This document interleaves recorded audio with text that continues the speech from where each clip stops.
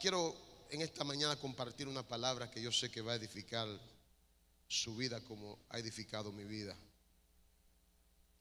Sabe que los que predican la palabra de Dios deben tener la conciencia y el entendimiento de que esas palabras como espada de doble filo, al momento de Dios depositarla en nuestras vidas, primero tiene que cortarnos a nosotros, primero tiene que ministrarnos a nosotros, primero tiene que hacer la obra en nosotros, para luego la persona que lo reciba a través de esa administración puedan también ser edificados. Así que toda palabra que sale de la boca de una persona que es de Dios, siempre Dios va a hacer primero la obra en esa persona para que sus labios estén purificados y en santidad. Así que yo he sido edificado con esta palabra, la he rumiado,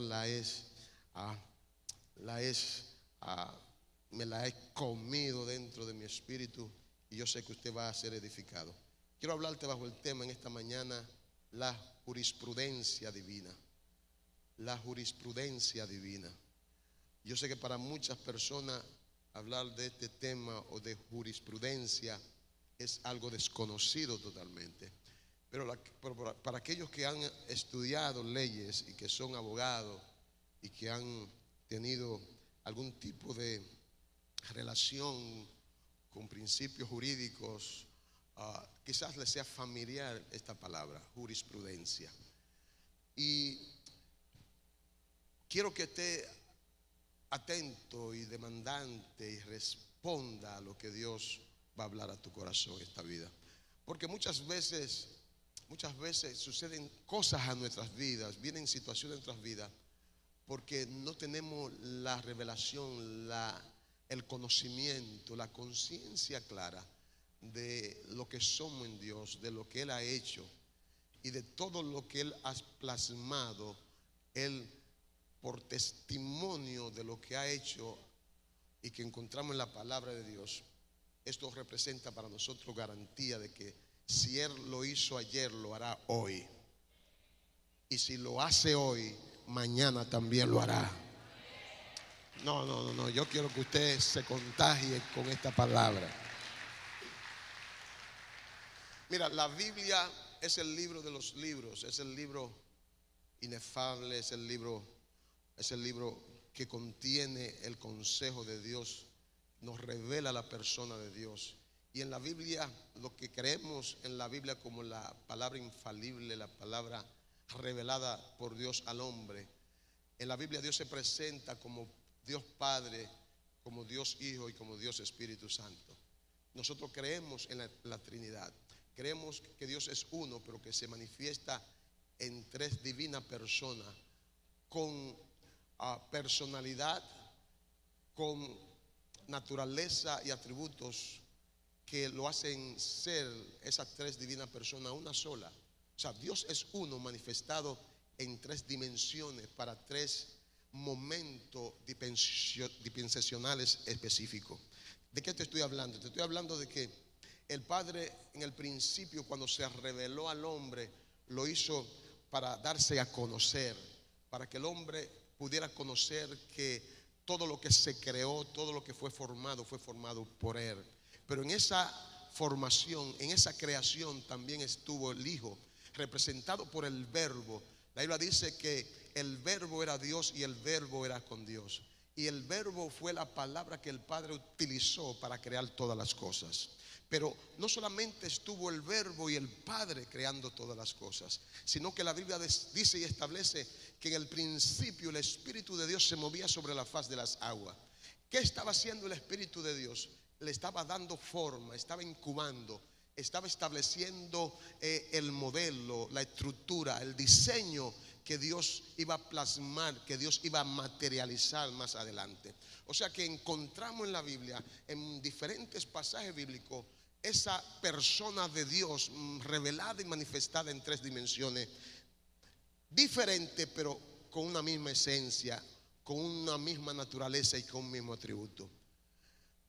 Te digo esto porque es importante que usted entienda a qué Dios usted está sirviendo y de qué Dios nos referimos. No solamente Dios se ha querido revelar y manifestar como el Padre, como el Hijo y como el Espíritu Santo, sino que en todo la historia bíblica, en todo el transcurrir del tiempo y del trato de Dios con el hombre, Dios se ha presentado de diferente manera como juez. Por ejemplo, la Biblia habla que Dios es juez, un juez que sabe juzgar, un juez justo, un juez fiel y verdadero.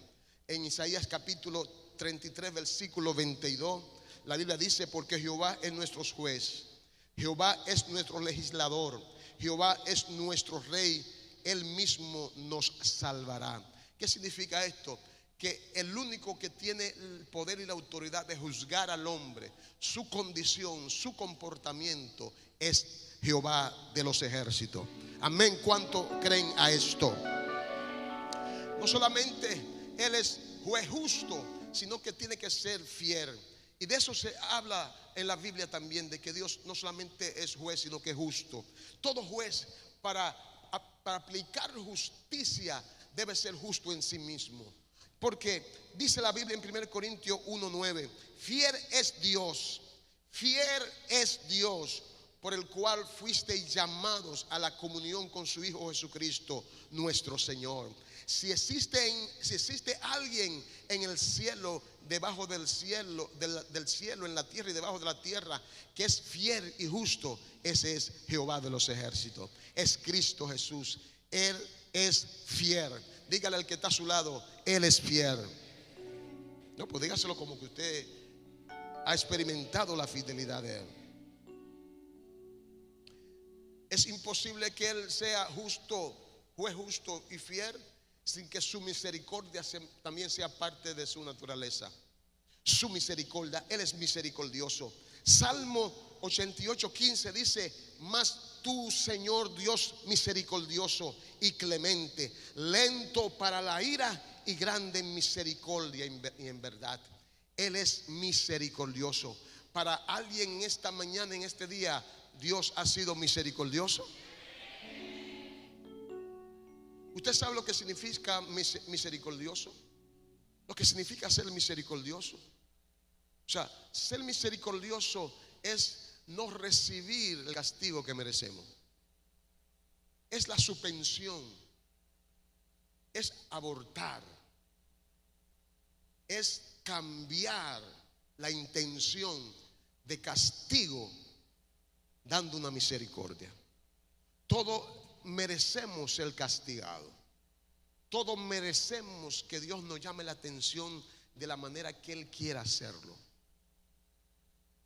Pero siempre, aunque merecemos ser castigados por Dios, siempre su misericordia se va a manifestar. Porque por naturaleza Él es misericordioso. Dale fuerte ese aplauso a Él. Él es misericordioso.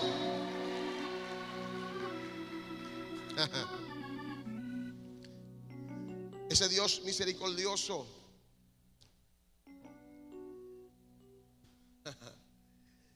aunque manifiesta misericordia, justicia, fidelidad para con nosotros, necesariamente tiene que ser inmutable, porque es parte de su carácter. Inmutable. ¿Qué significa la palabra inmutable? La palabra inmutable tiene que ver con una cualidad que no cambia por condiciones, situaciones ajenas a su naturaleza.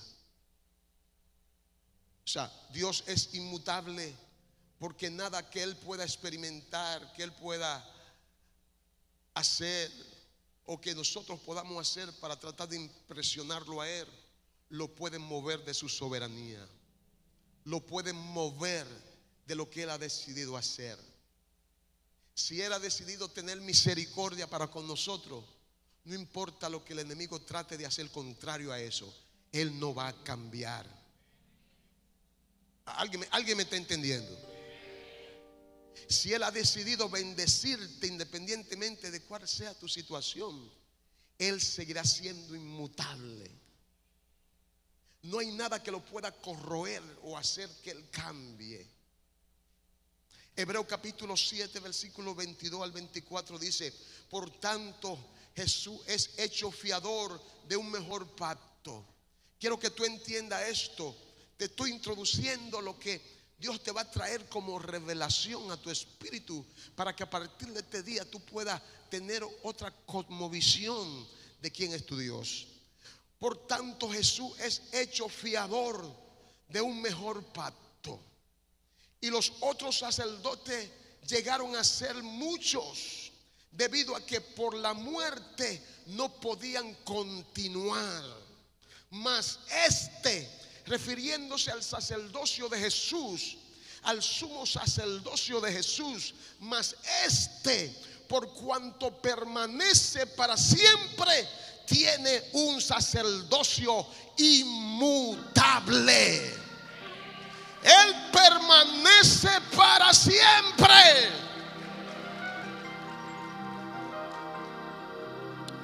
Por eso la Biblia establece que Él es el principio, el fin, el primero y el último.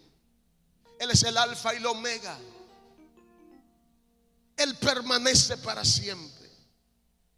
El tiempo no le puede cambiar.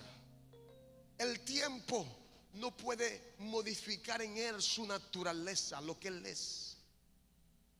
Él es inmutable. Él permanece para siempre. Si tú te vas de él, él permanece en el lugar donde tú lo dejaste. Eso debe ser buena noticia para muchos.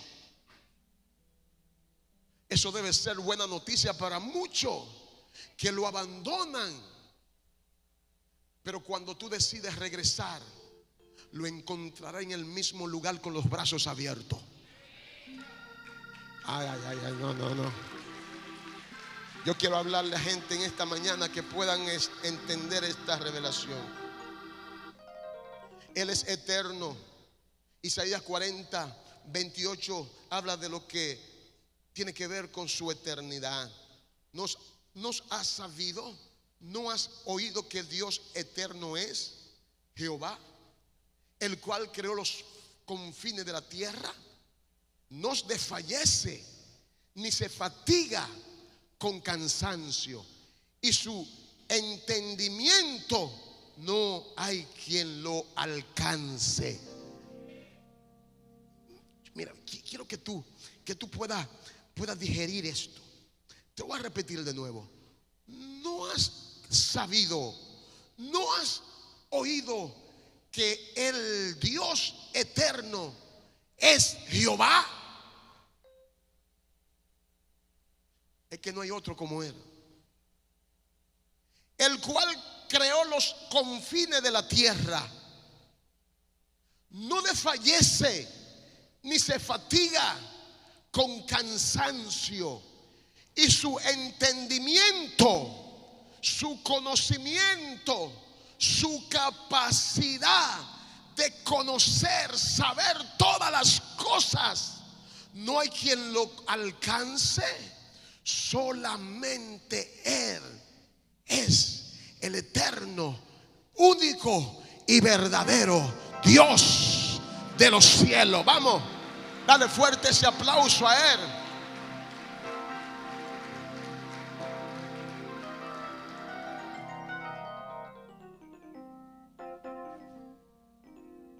La Biblia habla de su soberanía.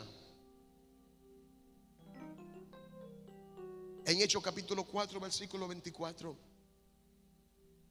la Biblia habla del testimonio de esos cristianos creyentes que cuando vieron la gloria de Dios manifestada en el apóstol, cuando fue liberado de la cárcel, que para ellos era imposible de que sucediera, ellos pudieron ver, experimentar la gloria de Dios.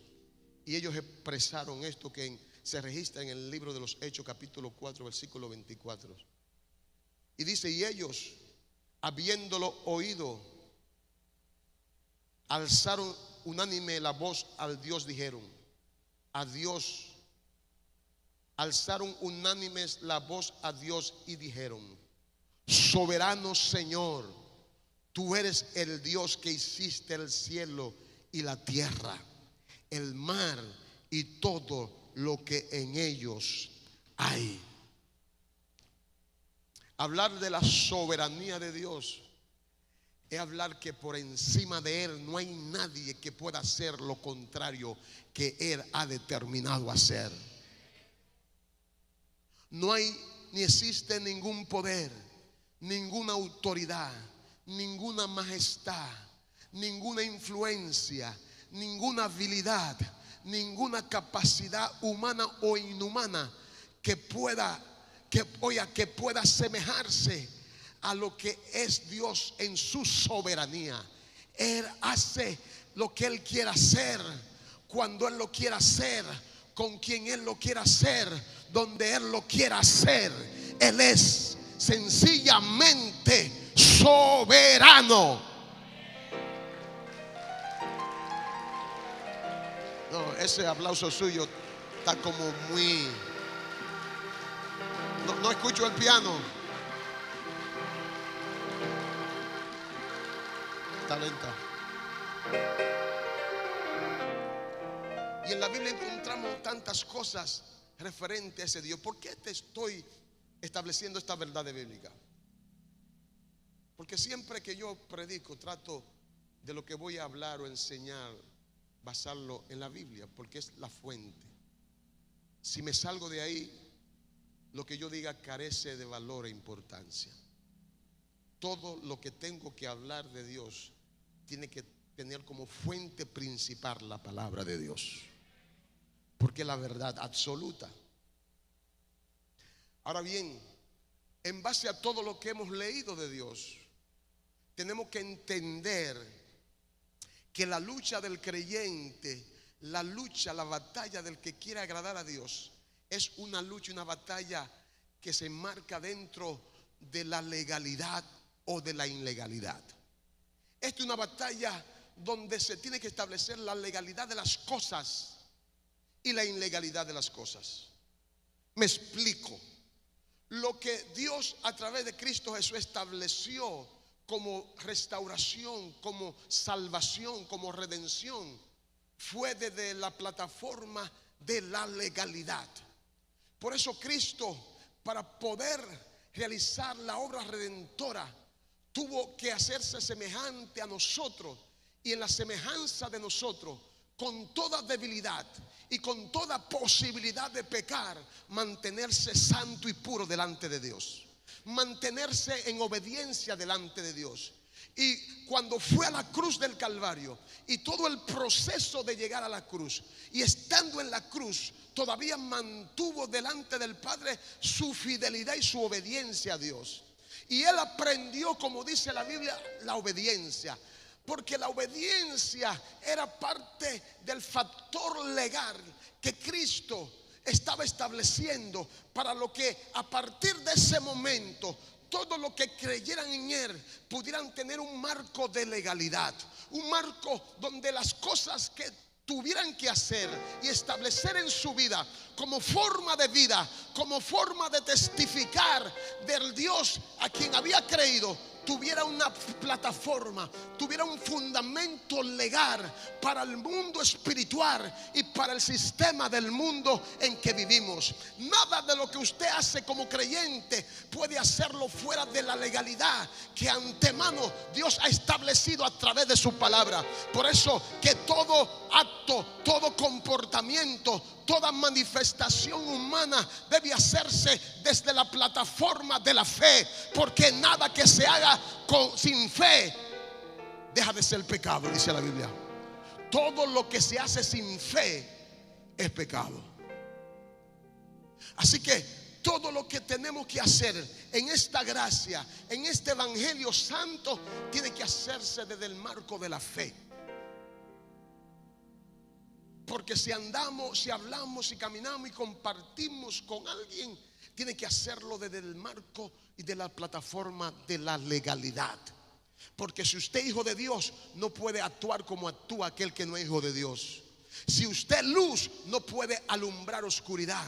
Si usted es sal, no puede dejar de sazonar. Alguien está encontrando el sentido de lo que Dios le está diciendo. Usted fue creado por Dios para alabanza de su nombre, y lo único que puede alabar a Dios en usted es cuando la gloria de Dios se manifiesta en lo que usted hace. Alguien tiene que entender eso.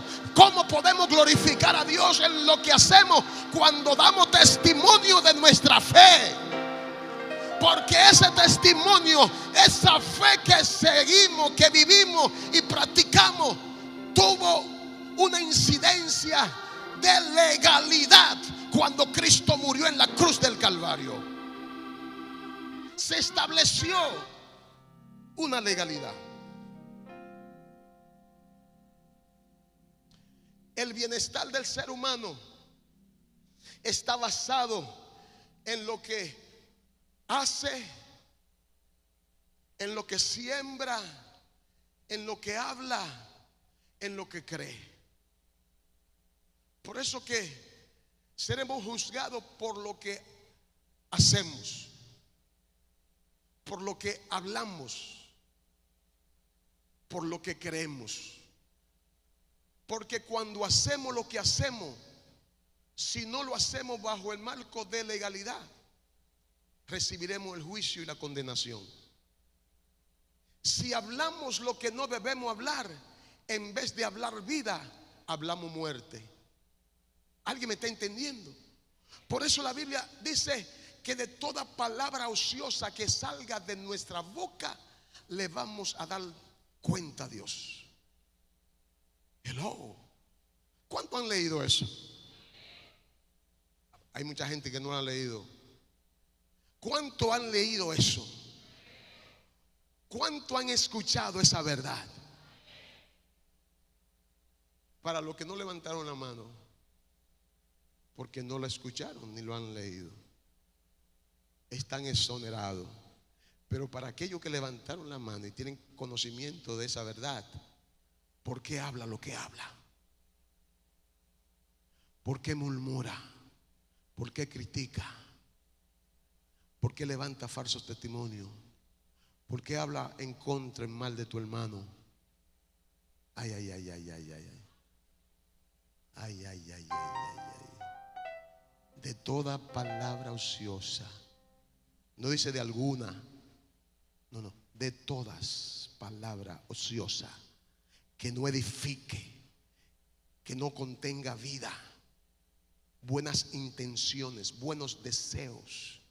No vibra, buena vibra. He escuchado creyentes hablar de vibra. Usted no es esotérico, usted es cristiano evangélico. Cuando yo veo un cristiano que hablando de vibra, yo digo, pienso, ¿cuánto tiempo tiene el evangelio? ¿Es un bebé? ¿Es un nuevo creyente? Porque eso le luce a un bebé, un nuevo creyente. Pero un cristiano que supuestamente debe ser maduro y conocer la palabra, ¿qué vibra ni vibra? En el evangelio no hay ni buena vibra ni mala vibra. En el evangelio lo que hay es unción y poder, presencia de Dios, gozo y paz, unción, gloria. Porque cuando usted está ungido del poder de Dios, donde quiera que usted pasa, no es buena vibra, no, es unción.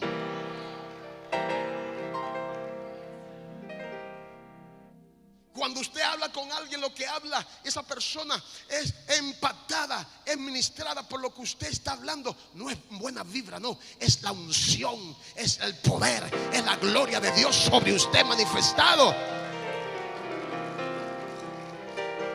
Así que cambie ese lenguaje, que queremos parecernos tanto al mundo que estamos sustituyendo la palabra de Dios por vocabulario y condiciones de expresiones humanas que salen del infierno.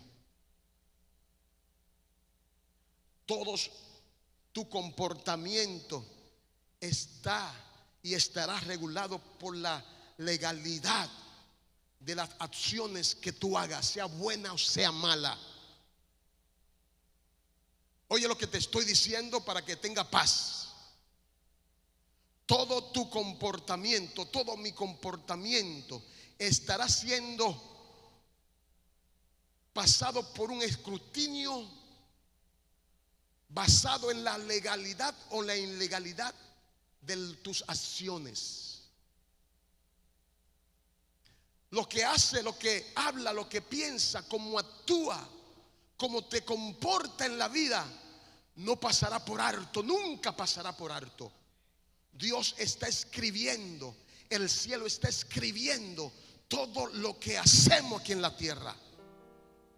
Y todo lo que hacemos aquí en la tierra tendrá un resultado en el momento o más adelante. Porque la Biblia habla de que todo lo que el hombre siembre, eso mismo cosechará. Mira, te hablé de jurisprudencia. En el proceso de la aplicación de la justicia en el ámbito humano, cuando el caso es un caso único, nunca visto, o un caso especial que trasciende, que no es muy común, generalmente para que el juez o los abogados que están en ese caso puedan tener un punto de referencia, acuden a la jurisprudencia. Y usted se preguntará, ¿qué es la jurisprudencia? Mire, te voy a definir.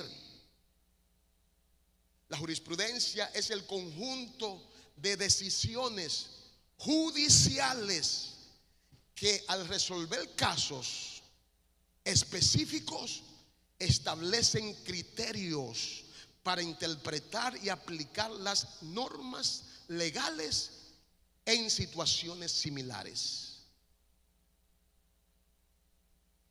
En general, se emplea el término de jurisprudencia cuando existe una serie de sentencias judiciales concordantes o una sentencia judicial única en la que es posible extraer una norma de carácter general que oriente e influya la decisión de casos futuros. Yo sé que muchos todavía no han entendido. Te lo voy a decir con palabras más sencillas.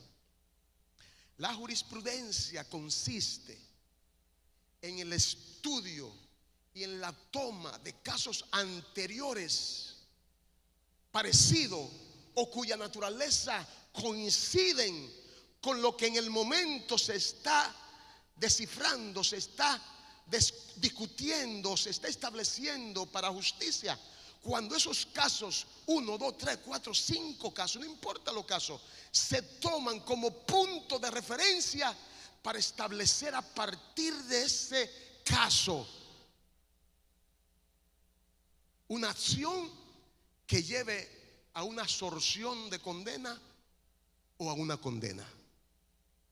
Simplemente la jurisprudencia tiene que ver con tomar como ejemplo, como referencia, los casos parecidos al que se está tratando para aplicar justicia.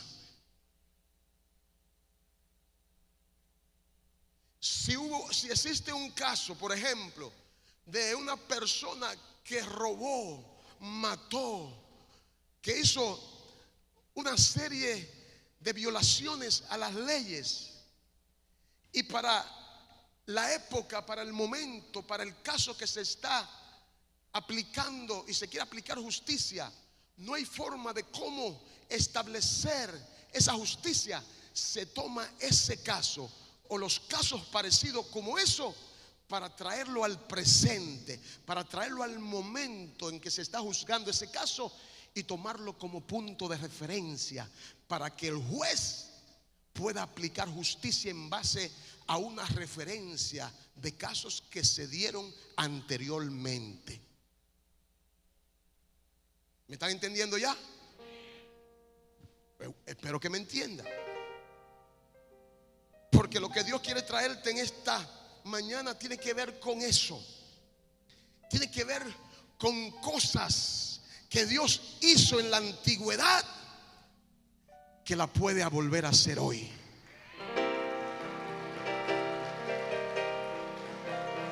No.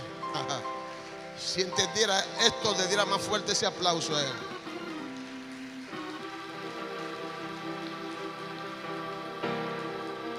Lo que te quiero decir es que hay jurisprudencia divina de cosas que Dios hizo en la antigüedad, de cosas que Dios hizo en el pasado, de trato de Dios con hombres y mujeres, de situaciones donde la mano de Dios, la intervención de Dios fue directa y específica.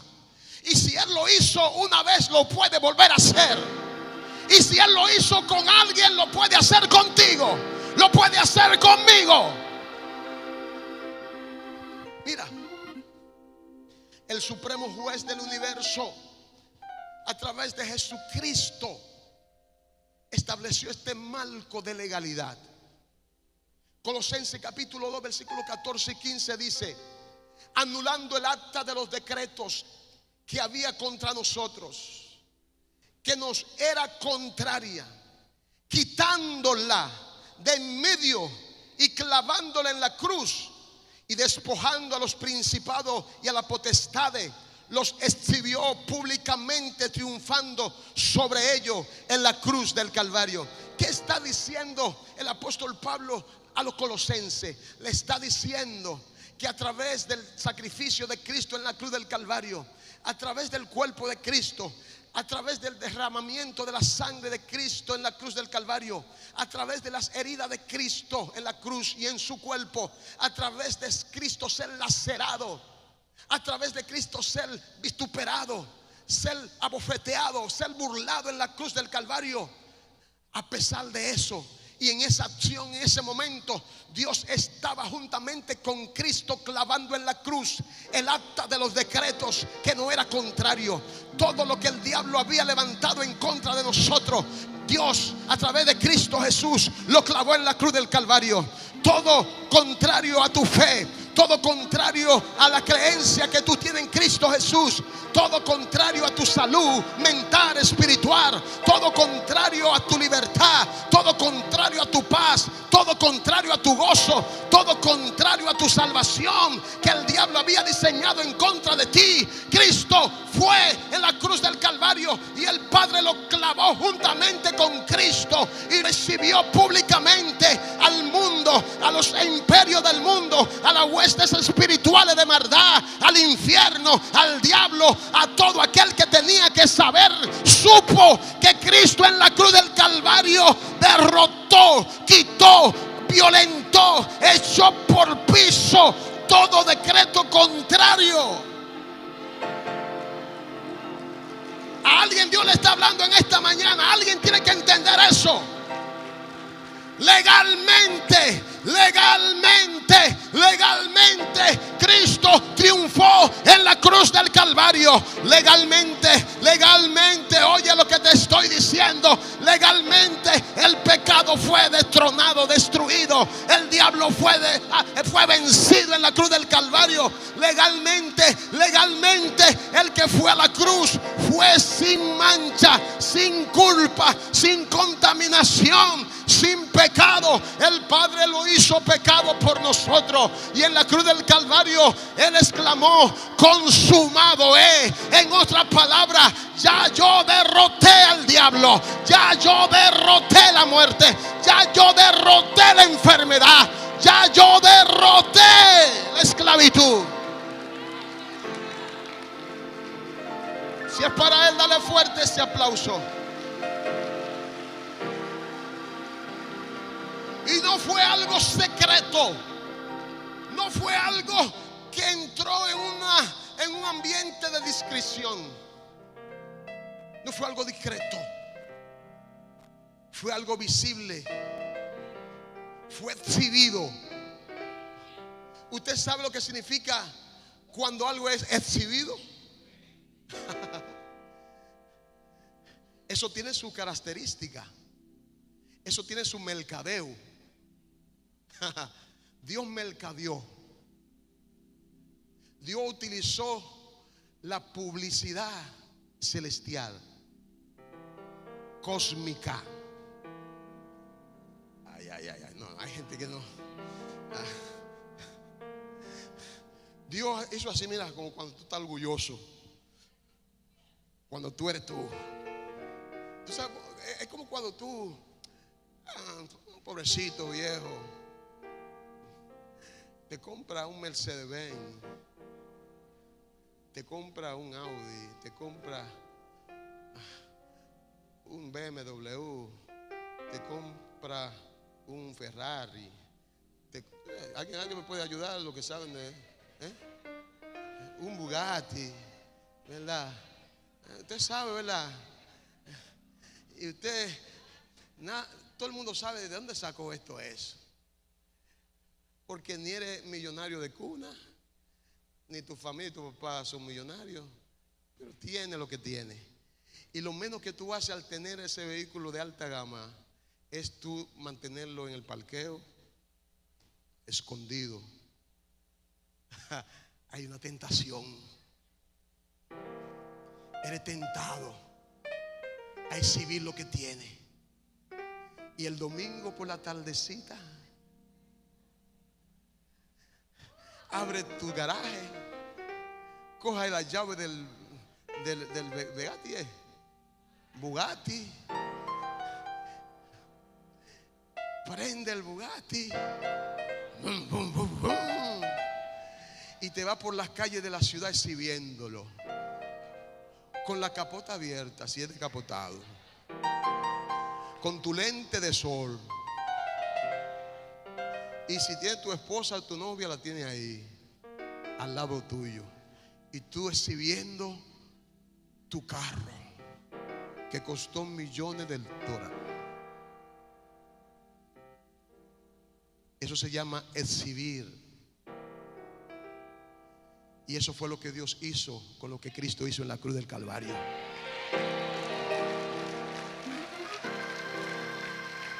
Nos exhibió públicamente.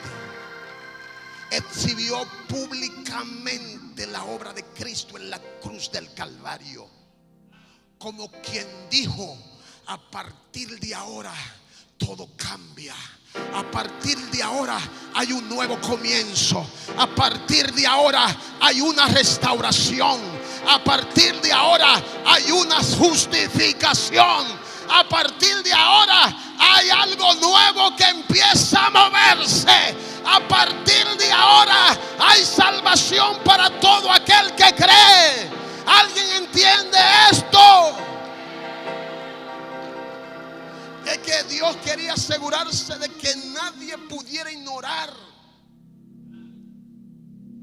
lo que Cristo hizo en la cruz del Calvario.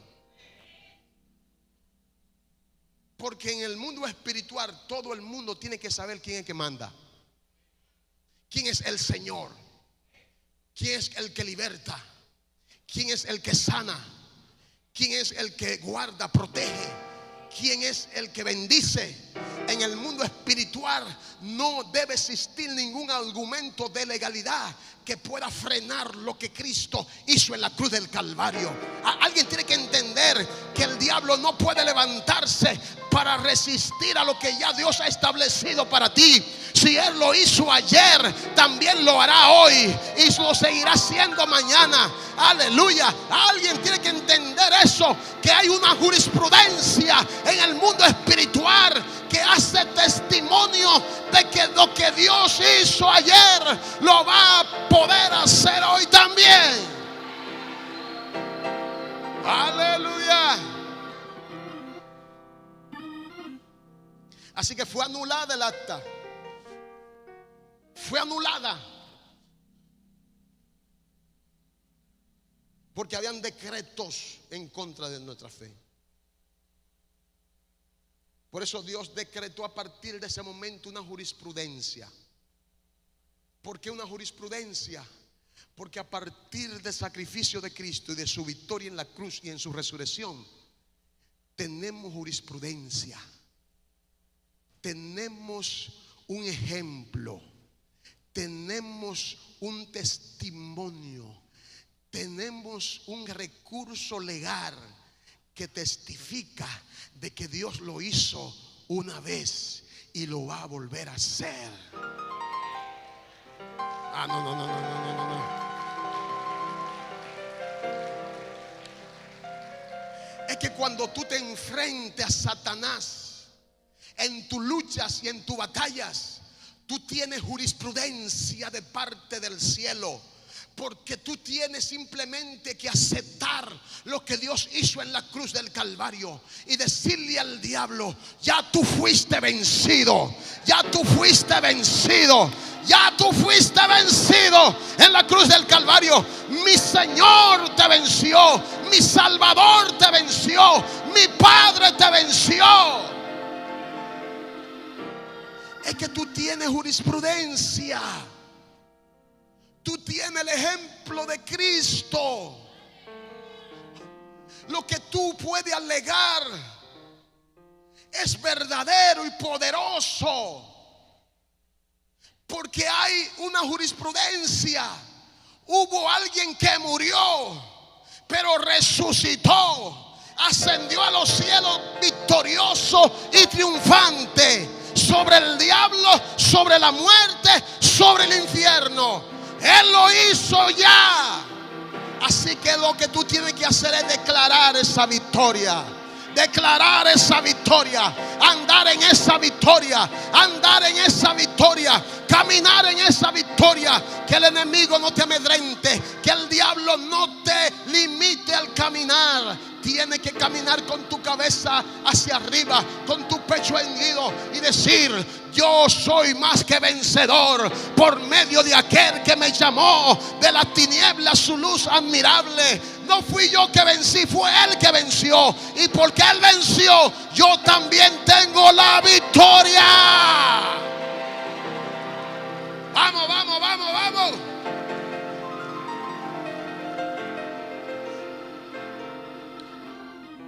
Es que tenemos jurisprudencia con el pecado, porque Cristo destruyó el pecado. Cristo venció al pecado.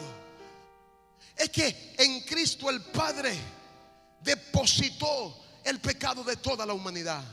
El Padre lo hizo pecado cuando lo llevó a la cruz del Calvario. Así que hay jurisprudencia de que Cristo es nuestro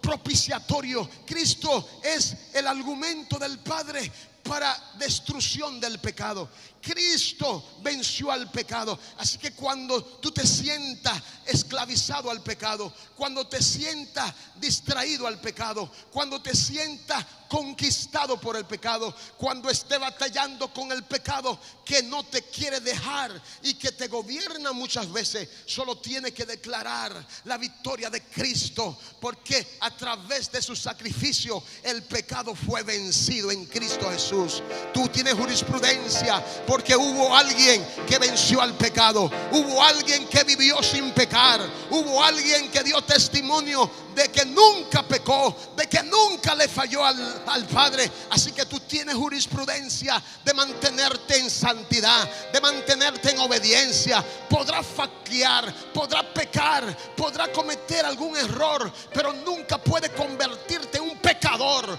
porque ya el pecado en Cristo Jesús fue vencido y tú fuiste crucificado juntamente con Cristo en la cruz. Así que si Él vive, tú vives. Aleluya.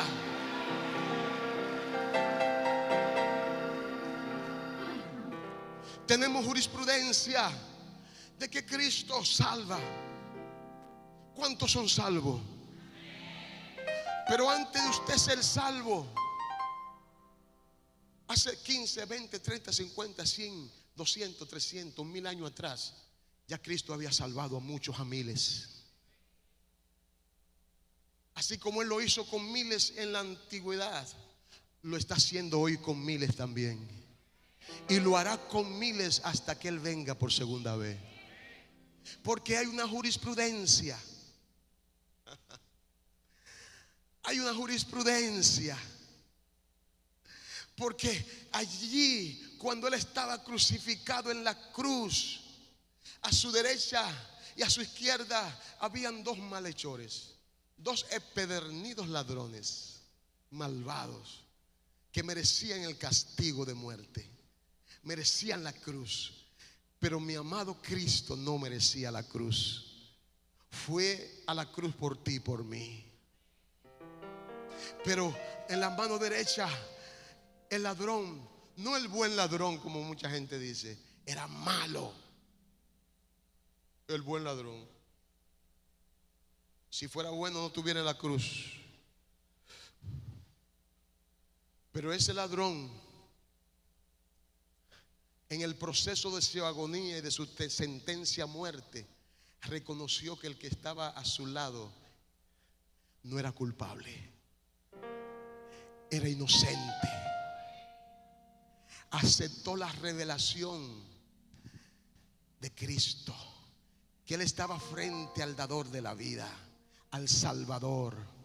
Y él sabía, porque quizás había escuchado su abuelo, su tatarabuelo, su padre, un familiar o alguien en la calle o en la sinagoga decir que vendría un Salvador y que ese Salvador vendría del Padre del cielo. Y cuando él recibió esa revelación y esa convicción de que el que estaba al lado de él, a su mano izquierda, en el centro del Gólgota, era Jesús, el Hijo de Dios, el Salvador del mundo, le exclamó, le pidió, le declaró su fe y le dijo: yo reconozco que tú eres Dios, así que cuando en tu gloria esté, acuérdate de mí. Y Jesús, para confirmar la victoria que él iba a obtener después de su muerte, su resurrección, le dice a este hombre: desde hoy mismo estará conmigo en el paraíso. Como quien dice: te voy a presentar al Padre, te voy a presentar a las huestes espirituales, te voy a presentar a los ángeles, a los arcángeles, a los serafines, a los querubines. Te voy a presentar como un testigo de la obra redentora que yo hice en la cruz del Calvario. Tú eres mi primer testigo. Tú eres el primero que va a gozar de la gracia. Así que si Cristo lo hizo con ese ladrón, lo puede hacer con aquel que no es ladrón pero que está en pecado, como lo ha hecho con miles y millones a través de las edades. ¿Por qué? Porque hubo una jurisprudencia, hubo un testimonio, hubo algo que Dios hizo y que lo sigue haciendo y lo seguirá haciendo, y nadie podrá detener la gracia salvadora de Dios. Oye lo que te estoy diciendo: no existe nada ni nadie, ni en el cielo, ni en la tierra, ni debajo de la tierra, que pueda detener la obra redentora, salvadora, restauradora de Cristo en la cruz del Calvario. Si hay pecado, también hay perdón. Si hay perdición, también hay salvación. Si hay destrucción, también hay restauración en Cristo. ¿Alguien me está entendiendo? Él cambia las cosas, Él hace nuevas todas las cosas, Él crea donde no había. Aleluya. ¿Alguien está entendiendo que en Cristo Jesús tenemos el testimonio fiel, que lo que Él ha hecho a través de los siglos todavía lo seguirá haciendo? Porque hay un plan de salvación, de redención para el hombre. Así que no dudes. Si tú fuiste malo, pero muy malo en el mundo, antes de conocer a Cristo, ¿por qué dudas de que Dios puede también salvar a aquel que tú crees que es imposible que se salve? Hello. Si tú fuiste borrachón, adúltero, fornicario, ladrón, mentiroso, perverso, y Dios te salvó, ¿por qué Él no podrá salvar al otro también? Es que en ti Él estableció una jurisprudencia. Si lo hizo contigo, también lo podrá hacer con el otro. Hello. Si lo hizo contigo, también lo hará con el otro. Mira, la Biblia, toda la Biblia debe ser para nosotros el argumento legal más poderoso para establecer en nuestras vidas el propósito de Dios. Porque en la Biblia encontramos todo lo que Dios hizo, en toda condición humana, en toda situación del hombre, en toda realidad que el hombre pueda experimentar en esta vida frente al pecado. Dios estableció una jurisprudencia. Dios estableció un ejemplo a seguir. Porque si Él lo hizo con hombres y mujeres en la antigüedad, también lo está haciendo hoy y lo hará. ¿Cuáles son las batallas legales que está librando tú hoy? ¿Cuáles son esas batallas, esas guerras espirituales? Donde la legalidad, donde lo que Dios estableció a través de Cristo en la cruz del Calvario nos sirva a nosotros como jurisprudencia para pelear nuestra batalla. ¿Dónde están los ejemplos que Dios ha establecido y ha demostrado? Los ejemplos de salvación, los ejemplos de sanidad. Encontramos en la Biblia todos esos ejemplos. Mujeres que la sociedad rechazaba, que la sociedad no quería darle ninguna oportunidad de restauración. Esa mujer que se encontró con Jesús en el pozo, ¿se acuerdan de la historia? Que había tenido 4 maridos y que el que tenía el número 5 tampoco era marido de ella, era ajeno. Cuando se encontró con Jesús, Jesús les dio a beber la verdadera agua que da vida eterna, que quita la sed. Si Jesús lo hizo con esa mujer, lo puede hacer con cualquier mujer que esté en situaciones parecidas. Y lo ha hecho con mujeres que han estado en situaciones parecidas o peor. Porque de eso se trata el evangelio, de eso se trata la gracia, de eso se trata la salvación, de eso se trata el plan y el propósito de Dios para con nosotros. De cambiar, de transformar, de dar esperanza donde no hay esperanza. Hello, ¿alguien está entendiendo? Es que lo que Dios hizo y encontramos en la palabra de Dios como punto de referencia en la jurisprudencia que nos hace entender a nosotros que el Dios de la Biblia que lo hizo es el Dios que hoy adoramos y servimos. Y si Él lo hizo ayer, lo hará hoy. Si Él lo hizo con quien lo hizo, también lo puede hacer con cualquier persona, no importa. Porque hay poder en Él, hay poder en su sangre, hay poder en la sangre de Cristo. Hay poder, hay poder. Si Él prosperó, si Él bendijo, si encontramos en la Biblia hombres y mujeres que fueron bendecidos por Dios, que fueron prosperados por Dios. Si encontramos hombres y mujeres que Dios llamó como te llamó a ti y a mí, y no le faltó nada, y no carecían de nada, porque las necesidades fundamentales para la existencia del hombre fueron suplidas por Dios. Si Él lo hizo ayer, ¿quién le dice a usted que hoy Él no lo puede hacer? ¿Por qué te descuida con las cosas que realmente tienen prioridad e importancia?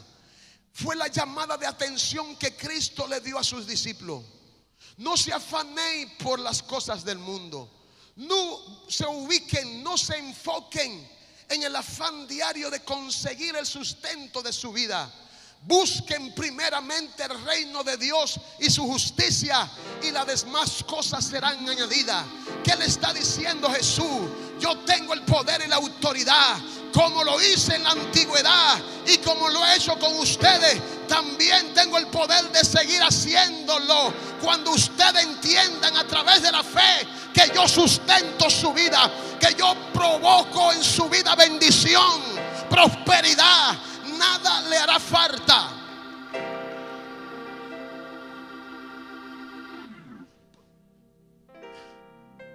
La verdad y la realidad de muchos creyentes es que nos dejamos persuadir por el diablo, por el sistema del mundo, por las necesidades básicas de la vida, y nos desenfocamos de la fuente.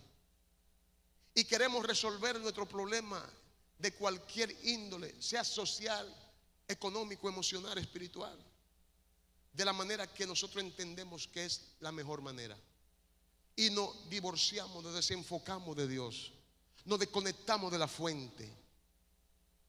Y viene la duda, viene el desaliento, viene la falta de fe. Y ante una crisis, ante una necesidad, dudamos de Dios.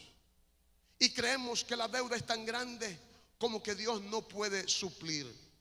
Creemos que la condición y la necesidad que tenemos es tan fuerte que no hay manera de salir de ella que no sea enfocarnos en el trabajo, en las cosas que a través de nuestra fuerza y nuestras habilidades creamos que podamos resolver. Pero estamos equivocados. Por eso no está yendo tan mal como no está yendo. Porque hemos olvidado que el que lo hizo ayer lo puede hacer hoy.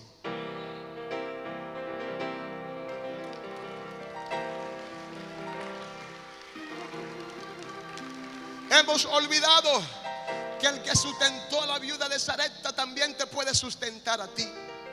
Hemos olvidado que el que multiplicó los panes y los peces para dar alimento a más de 5,000 personas, hombres, sin contar las mujeres y los niños, también puede multiplicar lo poco o lo mucho que tú puedas tener. Hemos olvidado que en la Biblia tenemos jurisprudencia de obra, de milagro, de maravilla, de prodigio que Dios hizo y que Dios está haciendo hoy. Pero Él quiere hacerlo contigo. Él quiere hacerlo contigo también. Él quiere hacerlo contigo también. Tiene que entender que Dios es el mismo ayer, hoy, por los siglos de los siglos. Él es el mismo. Él es el inmutable. Él no cambia. Él no cambia. Él no cambia.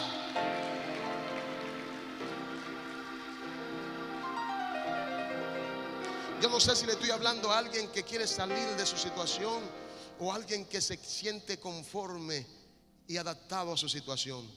No sé si le estoy hablando a religiosos que siempre vivirán esclavizados y dependiendo de la situación y no dependiendo del Dios que los salvó. Yo no sé si le estoy hablando a alguien que está entendiendo que ya está bueno, que basta ya de ser títere del diablo, muñeco del diablo, y ser realmente hijo de Dios. Porque para los hijos de Dios hay provisión, para los hijos de Dios hay sanidad, para los hijos de Dios hay libertad, para los hijos de Dios, aleluya, hay promesas fieles y verdaderas.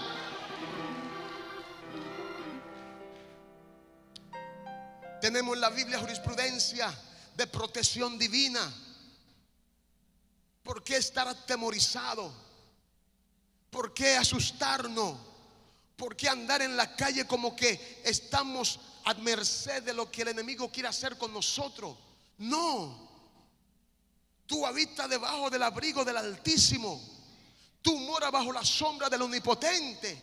Jehová está contigo como poderoso gigante. El que te guarda, el que te protege es Jehová, Dios de los ejércitos. Hay jurisprudencia en la Biblia donde Él protegió a sus hijos, donde Él protegió a su pueblo. Y si Él lo hizo ayer, también lo hace hoy y lo hará mañana. ¿Por qué temer?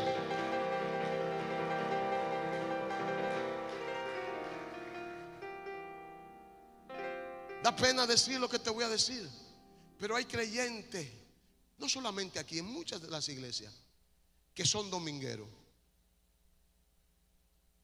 Usted me pregunta, pastor, ¿por qué son domingueros? ¿Por qué damas vienen los domingos al servicio? Porque la generalidad de las iglesias dan servicio de día los domingos, o en la mañana o en la tarde. Son pocas las que dan servicio en la noche.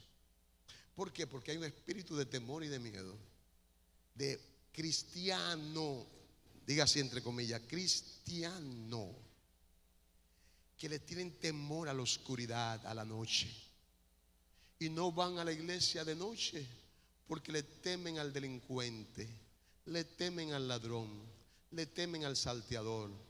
Ay, yo lo veo aquí desde mi casa. Ay, yo me conecto. Ay, yo oro, yo leo la Biblia de aquí.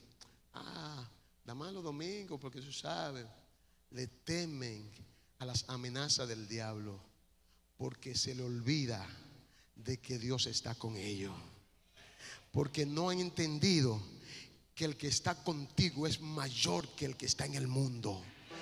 No han entendido que si Dios no lo permite o da la orden, el diablo no te puede tocar, el demonio no te puede tocar, el delincuente no te puede tocar, el ladrón no te puede minar, nadie te puede hacer frente, porque el ángel de Jehová acampa alrededor de los que le temen y lo defiende. Hay jurisprudencia en la Biblia de que Dios acompaña a aquellos fieles que le creen a Él, que confían en Él, que saben porque saben que Jehová está con ellos.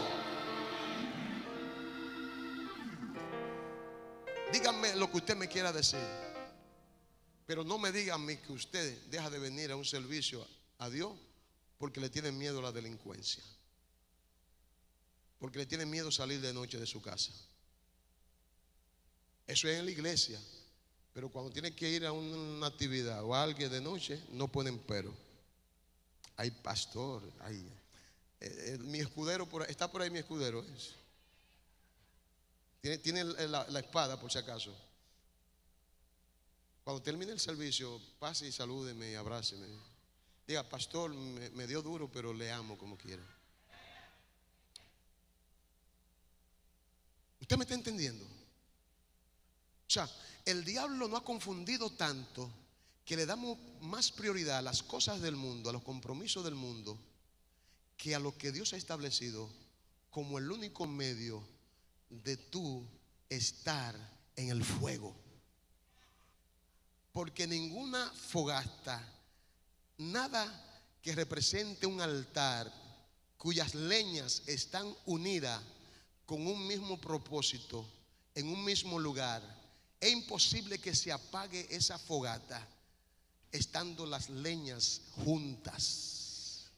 Ahora, si tú empiezas a separar las leñas, los carbones, a separarlo del centro de donde está el fuego, poco a poco se van a apagar. Poco a poco la temperatura, el frío, el ambiente lo va a apagar. Lo que pasa es que hay muchos creyentes que se creen chayallines,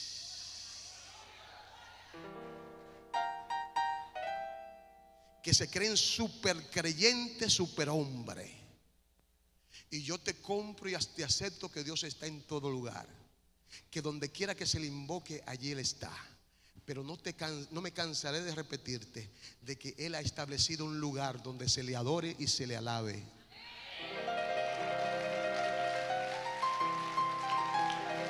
Él ha establecido un lugar donde sus hijos juntos en armonía le den gloria y honra a Él. Porque tu fortaleza es mi fortaleza en momentos de debilidad. Mi fortaleza es tu fortaleza en momentos de tu debilidad. Lo que Dios puede hacer conmigo para ti, solamente Él lo puede hacer aquí. Yo no sé si tú me estás entendiendo. Los dones y ministerios, muchos de ellos que Dios ha establecido en su iglesia, dice la Biblia, no lo digo yo, es para la edificación de su iglesia.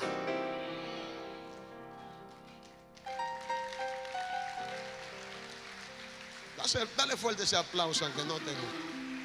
Mira, estoy terminando.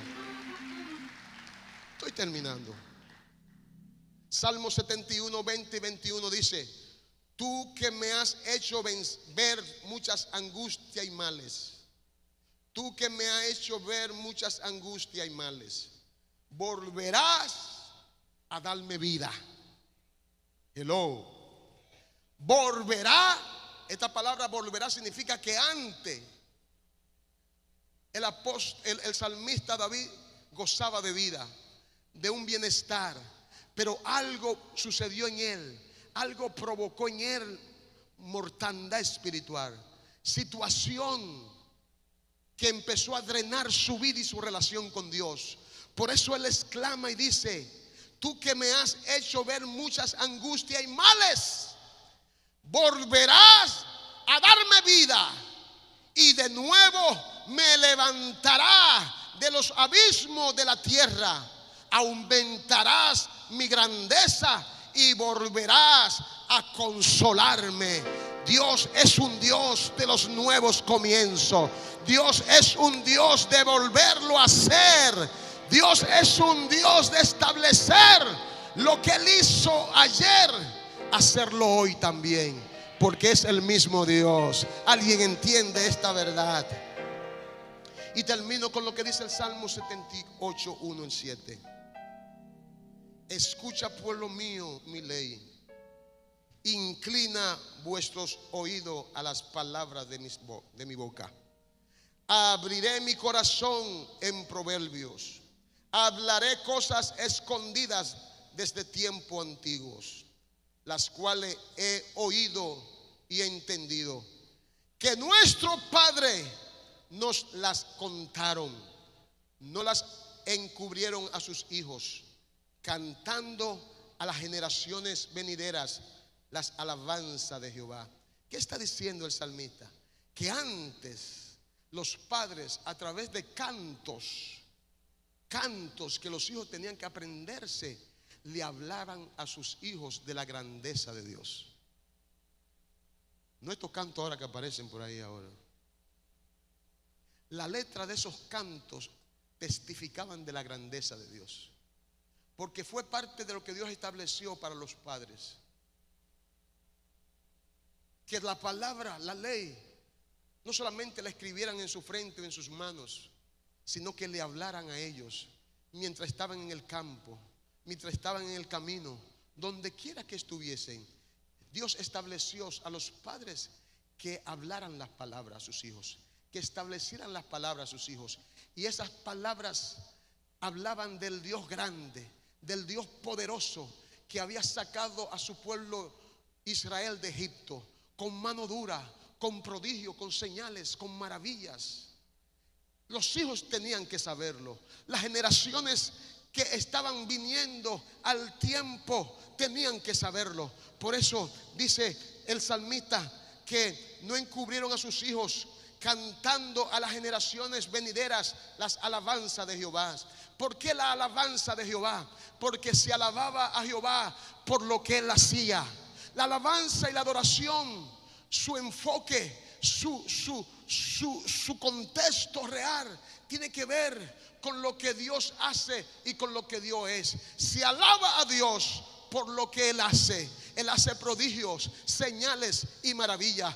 Por eso muchas veces nosotros nos quedamos cortos. Nosotros somos un poco egoístas a la hora de alabar a Dios, porque el enemigo nos hace olvidar lo que Él ha hecho en nuestras vidas. Creemos que para alabar a Dios tenemos que ser sanados de un cáncer, o tenemos que ser salvados de un accidente convincente, que si Dios no mete su mano íbamos a perecer. No. Hay cosas pequeñas, aparentemente pequeñas. Hay cosas aparentemente insignificantes. Hay cosas que muchas veces la gente no puede ver, pero que tú sabes, porque sabes que si Dios no hubiese metido la mano en esas cosas tan pequeñas y tan insignificantes, tú no estarías en la posición que está ahora. Y ante esa realidad tú tienes que alabar a Dios. Tú tienes que reconocer la grandeza de Dios. Así que a Dios se le alaba por lo que Él hace. Él hace maravillas, Él hace milagros,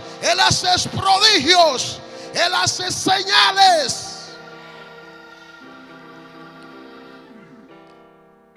A diferencia, se adora a Dios por lo que Él es: el único Dios verdadero, el santo, el grande, el poderoso, el maravilloso, el alto y sublime. El salmista sigue diciendo: Él estableció, dice, no ha encubierto o no la encubrieron a sus hijos, cantando a las generaciones venideras las alabanzas de Jehová y su potencia y las maravillas que hizo. Él estableció testimonio en Jacob y puso ley en Israel, la cual mandó a nuestros padres que la notifiquemos a sus hijos, para que lo sepan las generaciones venideras y los hijos que nacerán y los que se levantarán, los cuenten a sus hijos, a fin de que pongan en Dios su confianza. Hello. Tú como padre, como hijo de Dios, tienes que contar las maravillas de Dios a las nuevas generaciones que están surgiendo.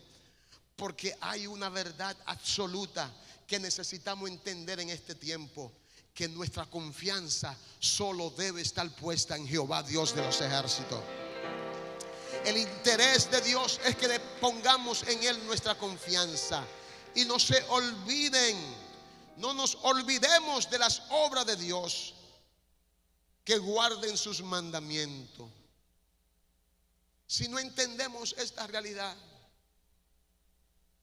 que lo que Dios hizo en generaciones pasadas, la quiere seguir haciendo en esta generación y la venidera. Si no entendemos el poder y el alcance del sacrificio de Cristo en la cruz del Calvario, lo que Dios nos ha otorgado como gracia, como don, como regalo, no podremos nunca vivir una vida victoriosa.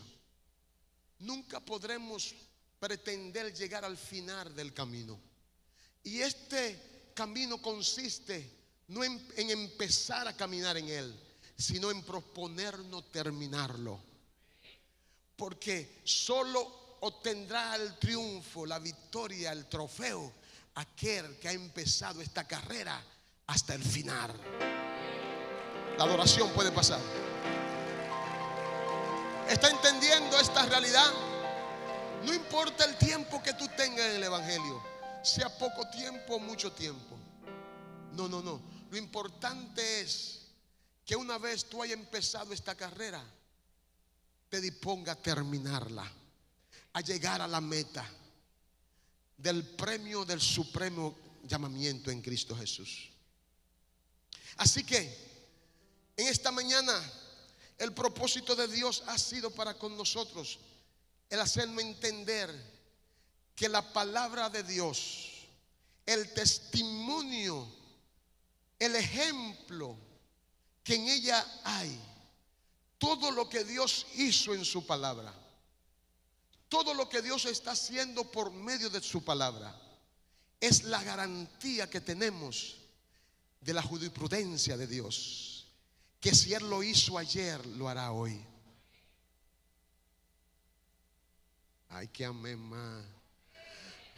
Parece como que no entendieron nada. Por eso está como está. Porque tú lees la Biblia como un libro de historia. Porque tú lees la Biblia, lees de lo que Dios hizo ayer como una historia pasada. Tú estás leyendo del Dios que nunca cambia, el Dios que nunca pasa, el Dios que es el mismo, el Dios que no ha perdido una batalla, el Dios que no se le ha agotado ni un cese de poder y autoridad. Ese Dios que hizo que su pueblo caminara en seco, abriendo el mar en dos, es el mismo Dios que lo puede hacer ahora en cualquier sea tu situación. Ese Dios que sustentó a su pueblo por 40 años en el desierto y que sus calzados no se rompieron, ni fueron a ninguna tienda de calzado a comprar calzado, porque a medida que los niños iban creciendo,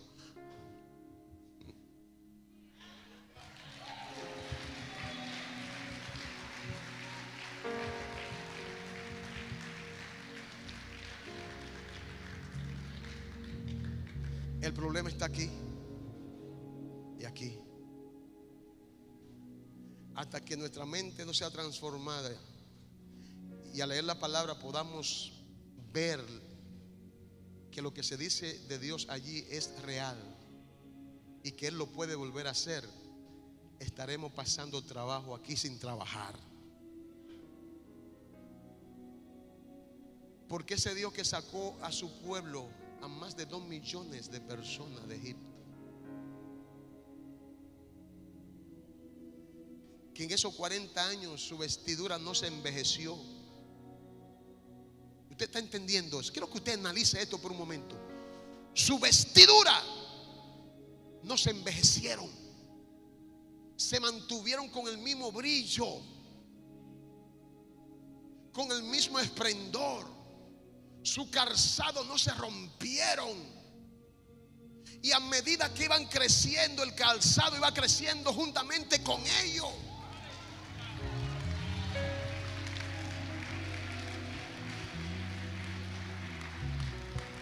Usted no me está entendiendo. Nunca se enfermaron.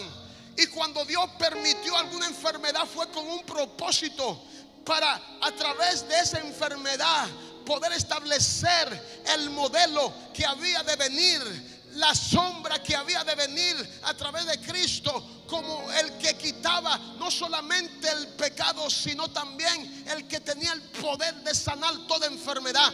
Porque cuando la serpiente picaron a los que estaban en desobediencia, Cristo, Dios, estableció a través de Moisés que se levantara una serpiente ardiente y que la pusiera en un asta representando a Cristo Jesús. Y cada quien que fuese picado por esa serpiente, aleluya, al mirar la serpiente de caliente, ardiente, de bronce que estaba en el asta, en el momento que miraran esa serpiente, iba a ser sanada su cuerpo, testificando como ejemplo el sacrificio de Cristo en la cruz del Calvario. Pero el pueblo de Él nunca se enfermó. El pueblo de Él nunca pereció por ninguna amenaza del enemigo, porque Él lo sustentó, porque Él lo guardó, porque Él lo protegió. Y el que lo hizo ayer es el mismo Dios de hoy. Es mi Señor, es mi Salvador, es mi Redentor, es mi pastor. Él es Jehová de los ejércitos. Él no ha perdido una batalla. Él no ha perdido una batalla. Oye lo que te estoy diciendo. No importa quién se levante contra ti, dónde se levante contra ti, quienes vengan contra ti, Jehová levantará bandera de victoria. Jehová te hará vencedor. Jehová peleará tu batalla. Jehová está contigo como poderoso gigante, porque estuvo con su pueblo, estuvo con Josué, estuvo con Moisés, estuvo con Elías, estuvo con todo aquel que le creyó a Él. Yo le creo a Él, yo tengo fe en Él. Él está conmigo también. Él es mi poderoso gigante.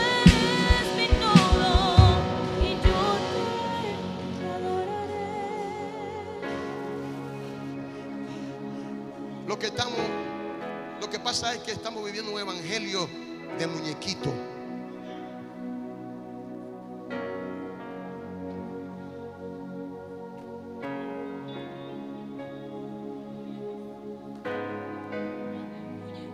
Por eso la Biblia proclama la misma revelación del Espíritu Santo. Proclama a través de la palabra: cuando el Hijo del Hombre vuelva a la tierra, hallará fe en la tierra. Tanta gente que Dios lo ha llamado, que Dios lo ha sacado del lodo, del hoyo, que Dios ha transformado, que han sido testigos fieles, experimentar de la obra redentora, salvadora de Cristo. Personas que han experimentado la bondad de Dios. Personas, cristianos, que han visto con sus ojos cómo Dios ha suplido sus necesidades, cómo Dios ha sanado, cómo Dios lo ha guardado, y todavía están dudando de Dios. Todavía Dios no puede contar con ellos. Todavía Dios no puede tener la confianza en ellos de ponerlo al frente de batalla, porque sus testimonios todavía no le han servido como la sustancia y el fundamento de su fe. Nadie le han contado nada. Son ellos que han experimentado la bondad de Dios. Son ellos que en su propio cuerpo han experimentado la grandeza de Dios. Pero parece que no le basta todavía, no le es suficiente. Y Dios está esperando que despierten y entiendan que si Él lo hizo ayer, lo puede hacer hoy también. Que Él es el mismo, que solo tiene que clamarle a Él, solo tiene que creerle a Él, solo tiene que depositar tu confianza en Él, y Él lo hará. Él lo hará. Él lo hará otra vez.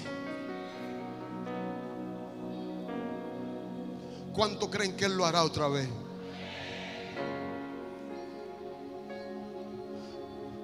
¿Cuánto creen que Él lo hará otra vez? Ahora, si tú estás cómodo en tu situación, cómodo en el lugar donde te encuentras, si tú estás cómodo recibiendo golpes, abofeteadas, patadas, si tú estás cómodo siendo zambada del enemigo, si tú estás cómodo viviendo en miseria, en pobreza, en escasez, si tú estás cómodo viviendo todo el tiempo enfermo, mantente ahí, no hay problema. Dios seguirá siendo Dios. Pero hay recursos, hay jurisprudencia. Lo que Dios hizo ayer, por más grande que sea, lo puede hacer hoy también. Es más, mira, para terminar, hubo un caso en la Biblia que para mí es el caso más grande que Dios haya hecho, en algo aparentemente tan sencillo que usted diría: oye, pero ¿por qué Dios derrocha tanto poder para algo tan insignificante? Y me quiero referir al caso de aquel rey que Dios lo sentenció. ¿Se acuerdan? Que el profeta fue y le dijo: mira, prepara tu casa. Prepara tu casa, porque va a morir. ¿Se acuerdan de Ezequías? Ezequías era un rey que temía a Dios, obedecía a Dios, gozaba del favor de Dios. No a todo el mundo Dios le anticipa su muerte. Él lo hace con gente de confianza.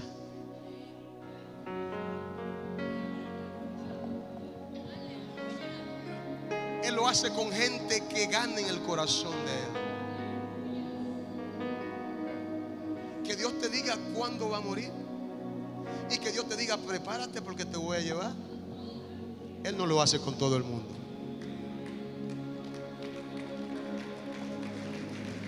Vamos a darle fuerte ese aplauso a Él. Conozco de hombres y mujeres que han muerto en circunstancias inesperadas. Sorpresa: wow, murió fulano de tal. Y Dios no le anticipó nada, porque Dios no está obligado a anticiparle nada a nadie. Él lo hace por mucho propio agrado y misericordia y gracia. Lo que hay que estar preparado. Wow, qué bueno, está lloviendo, para que nadie se vaya. Nos vamos hasta que campe. Pero mira,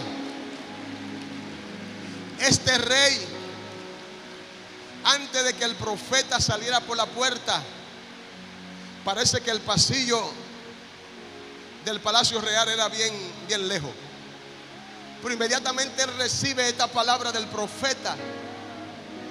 Él rasga su vestidura, se postra delante de Dios y empieza a rogarle a Dios que le extienda favor y gracia, que le dé más vida, que tenga misericordia de él. Él no quería morir en ese momento. Y mire que Dios hizo. Dios envía al profeta de nuevo y le dice: he escuchado tu ruego, he escuchado tu clamor, así que yo extiendo 15 años más de vida para ti.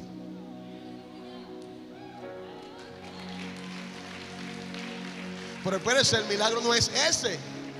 el milagro no es ese. El milagro estuvo que él tomó como referencia de que Dios iba a hacer la obra si retrocedía 15 grados hacia atrás el tiempo. No que se adelantara el tiempo, sino retroceder el tiempo. Porque él dijo, adelantar el tiempo es algo fácil. Tú puedes acelerar los tiempos, pero yo quiero que tú hagas lo que nunca nadie ha experimentado. Yo quiero que tú atrases el tiempo. 15 grados más hacia atrás. Y esos 15 grados más hacia atrás representaban horas.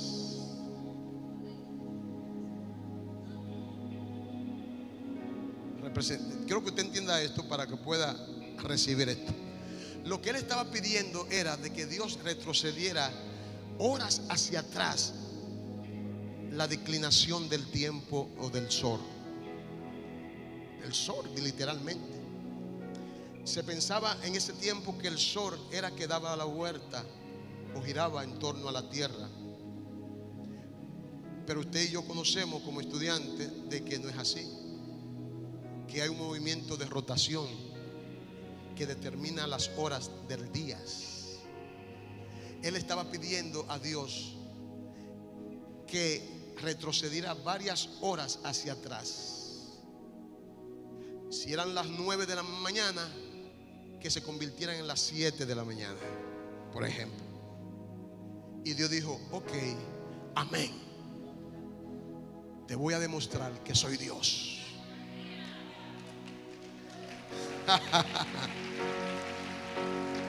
Y Dios hizo retroceder 15 grados hacia atrás el sol. Pero lo que yo quiero que usted entienda es que esos 15 grados representaban horas, no minutos ni segundos, horas. Primer milagro, Dios hizo eso. Usted sabe lo que significa retroceder el sol 15 grados hacia atrás, horas hacia atrás. Significaba de que no solamente Dios tenía que obrar sobre el sol, sino sobre todo el sistema galáctico, sobre toda la vía láctea. Todavía no me está entendiendo. No solamente Dios tuvo que intervenir con el sol, sino con todos los planetas que forman parte de la galaxia. Porque se trataba de un todo para Dios responderle a una parte que un hombre quería que Dios hiciera. Todavía hay muchos que no me están entendiendo. Y para completar y terminar, lo que pasó con Josué. Lo que pasó con Josué fue algo similar, porque Josué le pidió a Dios que detuviera el sol hasta que él venciera a sus enemigos. Y dice la Biblia que Dios detuvo el sol casi un día.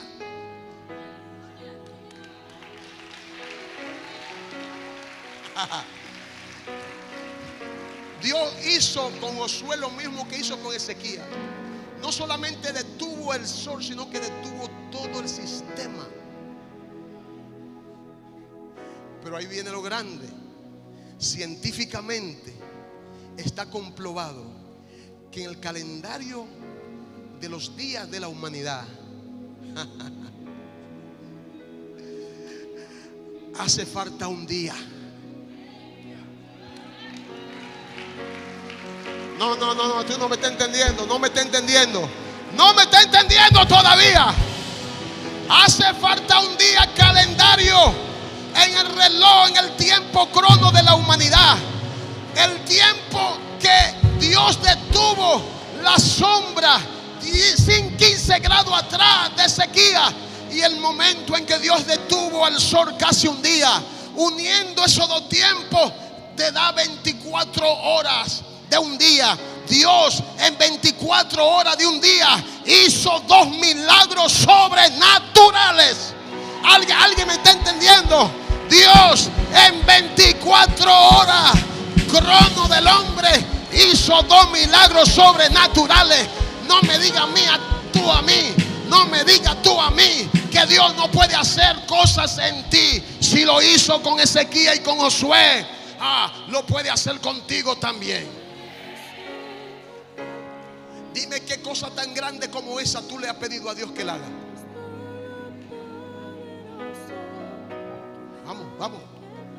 Dime qué cosa tan grande como esa tú le has pedido a Dios que haga. ¿Le has pedido a Dios que pare el sol? ¿Le has pedido a Dios que retroceda 15 grados el tiempo? No. Pues déjame decirte que Dios lo hace porque lo hizo. Y si tiene que hacerlo de nuevo, lo va a hacer de nuevo, porque hay jurisprudencia de que Él lo hizo una vez y también lo puede hacer de nuevo. Así que pídele todo lo que quiera al Padre en su nombre y Él lo hará. No importa cuál sea tu situación, no importa cuál sea tu enfermedad, no importa cuál sea tu necesidad. Jehová es poderoso. Lo que Él hizo ayer lo va a volver a hacer hoy. Padre, gracias por tu palabra. Declaro que estas palabras son espíritu y son vida. Declaro, Padre, que tu pueblo ha recibido la fe suficiente y poderosa para poder entender que tenemos testimonio, tenemos argumento legal, que tus obras son fieles y verdaderas, que lo que tú hiciste ayer lo puede hacer hoy también, porque tú eres el mismo por los siglos de los siglos. Aumenta nuestra fe, fortalece nuestro entendimiento y que podamos creerte a ti, que podamos creer en tus maravillas y en tus prodigios y en tus milagros, y que podamos alabarte por lo que tú haces, por tus grandes maravillas. Aleluya. Gracias, Padre, en el nombre de Jesús. Amén. Amén.